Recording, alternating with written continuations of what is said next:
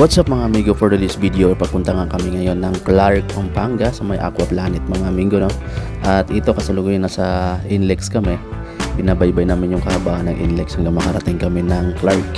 So ito yung mga kasama ko mga amigo. Actually tatlong sasakyan kami. Dito ako sa sasakyan na to nakasakay. Tapos ayan yung ilang kasama namin. Yung iba namin is nasa unahan na, yung isa namang sasakyan isa sa likod. So kami yung nasa gitna.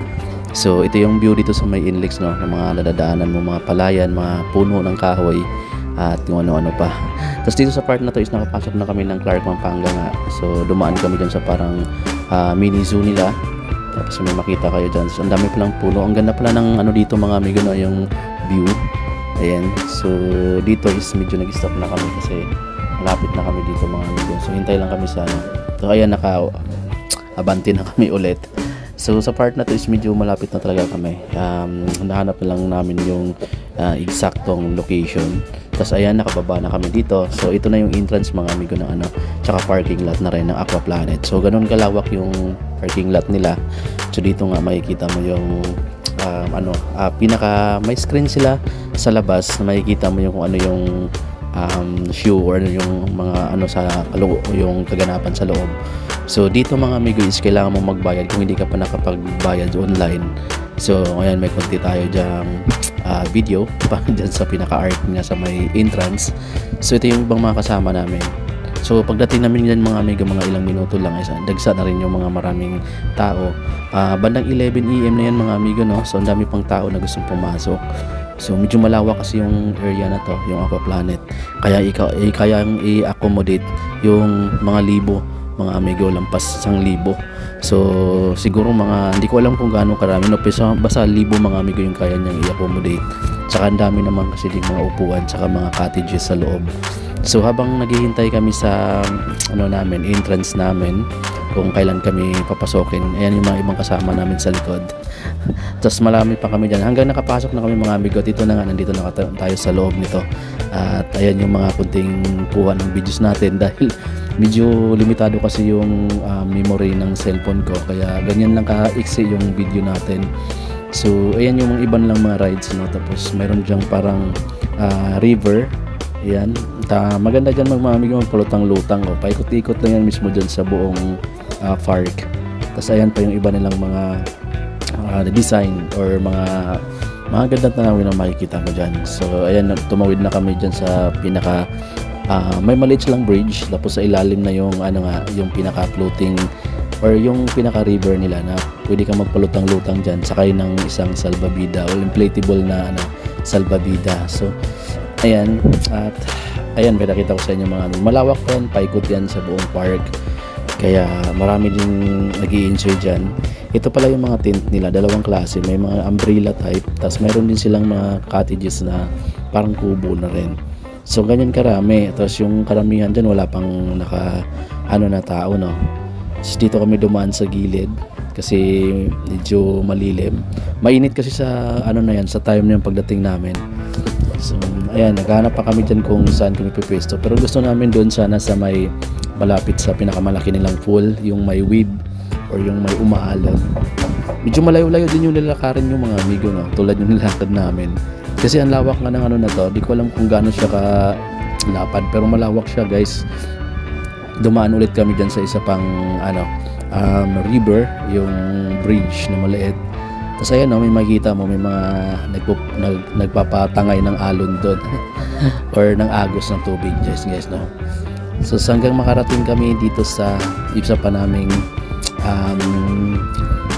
isa naming pinupuntahan na location. Is maganda kasi yun na mismo sa paanan. Ayan na yan guys, yung pinakamalaki nilang pool. Tapos umaalon po yan dyan. So dyan kami nakapwisto sa harap mismo para pagka gusto mong maligo is madali na lang lumusong. Diba? So hindi pa kami agad dyan nakapapwisto na nakaupo dahil inaayos pa yung kailangan mo pa kasing ipaalam dahil naka-lock yung parang pinto niya, may nakaharang na kadena. So kailangan yung i-unlock para makapasok lahat ng kasama namin. So actually marami kami dito dalawang grupo kasi kami. Pero isang team lang kami, puro taga-purchasing department ng kung saan ako nagtatrabahong company. So ayan pala tayo mga amigo, nagre-relax muna tayo dyan. Maganda pa yung panahon sa part na to eh. Maaraw pa. Tapos hindi ganong masakit sa balat yung araw dyan kasi medyo makulimlim ng konti. Tapos habang tumatagal mga amigo, ayan na okay na nga kami lahat. Nag-stay na kaming magmamasid-masid dyan, nakatingin kami dyan sa mga naliligo. Tapos ito, ayan, kunting video-video dyan sa mga kasama natin. Yung iba kasi niyan mga amigo, nandun na sa may kubo. Nasa tapat lang din naman yan, which is dalawang hakbang lang. Parang tatawid ka lang, ayan din sila. Tapos ito naman yung umbrella type. So dito kami, mas gusto namin dito kasi mas relax, nakakaupo ka ng maayos. Tapos habang hinihintay namin yung lunch kasi hindi pa yung iba dyan hindi pa nagbi-breakfast. Yung iba talaga is tulad ko is lunch na lang yung hinihintay. Kasi dumating kami dito is 11, nakapasok kami bandang 12 na. So medyo nakulang kami ng pagkain. At ayun, pinagpaluto pa kasi yung pinaka leader namin, yung head namin. So yan yun yung time na pinipick up na namin.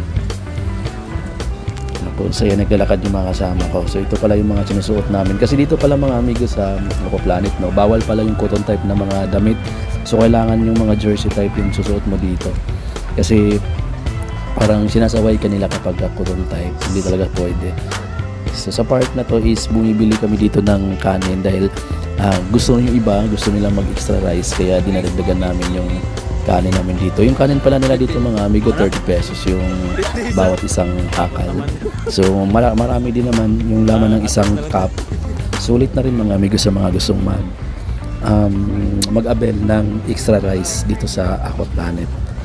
So ayan, habang hinihintay namin, katuwaan muna kami dito sa dalawang kasama namin. So habang after namin nakuha yung extra rice na in-order namin kasi medyo marami yung kami, ay bilit-bit ng isang kasama namin. Tapos pabalik na kami dyan ng tent namin or doon sa cottage. Tapos ibabalak na kami maligo dyan. Pero inisip namin, kain muna kami para tuloy-tuloy na yung ligo namin. Kasi hanggang 4 PM lang pala yung Aqua Planet bukas. Tapos after ng 4 PM, kasarado na sila kasi maglilinis pa sila sa pool. Eto na malapit namin sa pool, sa cottage mga amigo na nagpuntahan namin. At ayan, nakaabang na yung iba namin mga kasama na para kumain.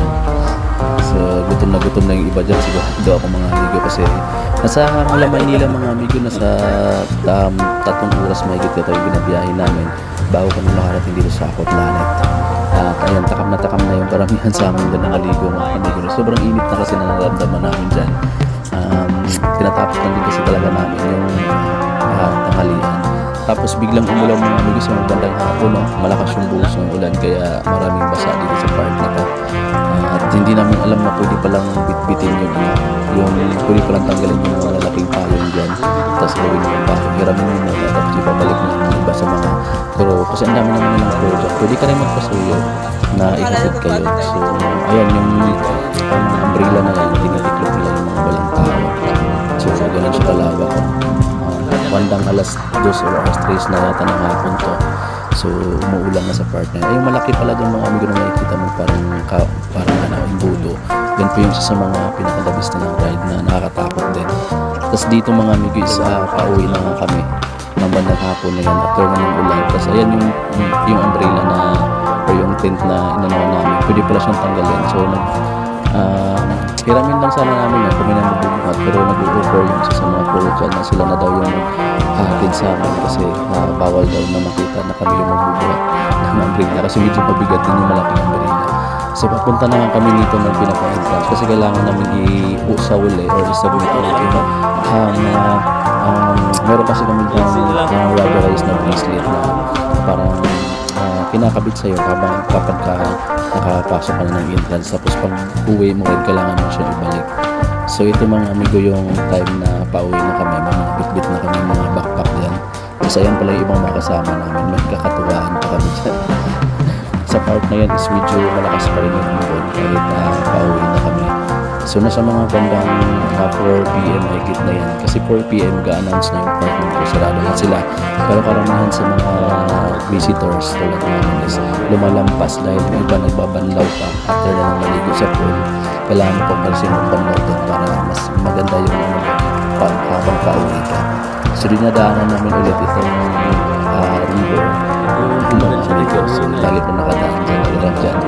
Isang bisis lang ako nakatry maligo dyan dahil gusto ko sanang umulit kasi medyo alanganin na sa oras. Marami kasing rides dyan na mas maganda kung matry mo lahat para pagka umuwi guys, wala kang hindi mo masisisi sa sarili mo na bakit hindi mo ni-rides yung ibang rides, which is pwede naman sana.